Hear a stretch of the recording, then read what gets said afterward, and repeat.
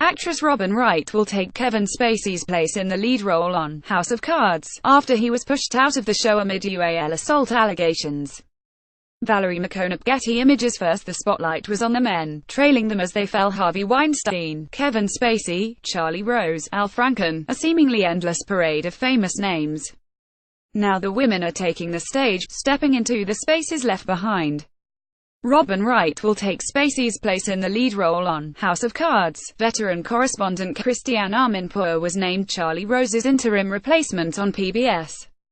Al Franken announced his resignation recently after Democratic women in the Senate pressured him to step down. A woman is expected to take his seat. And the Silence Breakers, the tidal wave of survivors who shared their stories of UAL harassment and abuse as part of the burgeoning Me Too movement, were emblazoned on the cover of Time magazine, collectively awarded the title of 2017 Person of the Year. Proponents of gender equality have widely dubbed the moment a reckoning. That word suggests finality, a clear resolution, yet while many men have fallen, and some women have ascended in their place, an undercurrent of uncertainty lingers. Could a backlash be coming? This year, abusers are being held accountable, but what will happen next year? In Hollywood, the catalyst of the groundswell, in the wake of Weinstein's downfall, there seems to be a sense of hope. I feel like this is a tipping point, says actress Geena Davis, a feminist activist and founder of the Geena Davis Institute on Gender in Media. I do feel like this has the potential to cause a sea change. She points to how much has happened in just the past few years. Think back on the reaction to the Bill Cosby case, and how profoundly people did not want to believe the women, she says. If that happened today, oh my God, what an incredibly different reaction there would be. Harvey Weinstein was the same type of thing, and boom.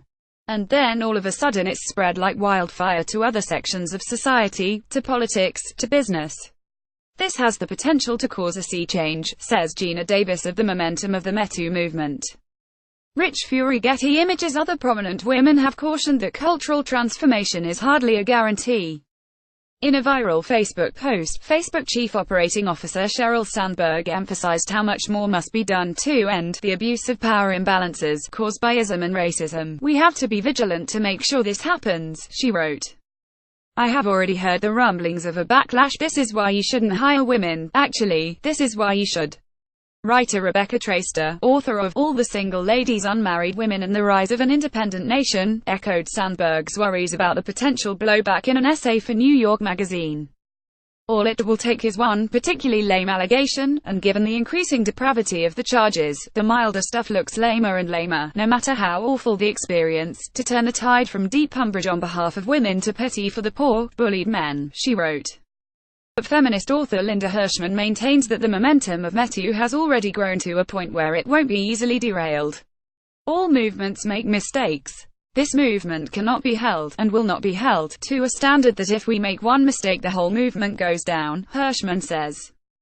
We know that this is the most potent weapon that can be used against the Me Too movement, and even if we do, and inevitably, someone will, make an erroneous charge, that does not kill the movement that rests on the backs of tens of thousands of accurate charges. Hirschman added that all social movements progress gradually and imperfectly, with surges in strength and also inevitable setbacks. In an essay for the Los Angeles Times, Dylan Farrow, the adopted daughter of Woody Allen, who has accused the filmmaker of usually abusing her as a child, questioned why Allen had been exempt. The revolution has been selective, she wrote. The system worked for Harvey Weinstein for decades. It works for Woody Allen still. As he announced his resignation on the Senate floor, Franken noted that neither President Trump nor Alabama U.S. Senate candidate Roy Moore, both of whom have been accused of UAL misconduct by multiple women, had surrendered their respective positions. Trump and Moore have denied the accusations. I of all people am aware that there is some irony in the fact that I am leaving while a man who has bragged on tape about his history of UAL assault sits in the Oval Office, and a man who has repeatedly preyed on young girls' campaigns for the Senate with the support of his party, Franken said. Cynthia Deitch, associate professor of women's, gender and duality studies at George Washington University, says many of the men to fall from power have been highly visible, actors, politicians, icons of popular culture. Whether that ultimately reflects similar outcomes for people who aren't so prominent isn't yet clear. Since we're right in the middle of the movement, it is really hard to predict, she says. I think that the issue and the conversation aren't going to be stuffed back in a box. But in terms of whether there will be lasting policy and institutional changes in organizations that affect not just people at the very top, it's just really hard to say. From left Isabel Pascual, a pseudonym, Ashley Judd, Adama IWU, Susan Fowler and Taylor Swift on Time magazine's 2017 Person of the Year cover.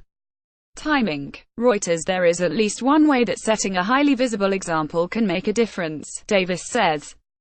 Systemic change takes a long time in the real world, but it can happen swiftly on screen. Hollywood called attention to the problem, and it's also uniquely positioned to be part of the solution. This is the only sector of society with gross inequality that can be fixed overnight, where the very next somebody makes can be gender balanced, Davis says. The very next story that's about a company, the CEO could be a woman. Half the board could be women. We can't do that in real life, but we can on TV and in and life will imitate art. We all want to fix gender inequality, we all want to empower women, but until we change the cultural message, it's still going to be an uphill slog.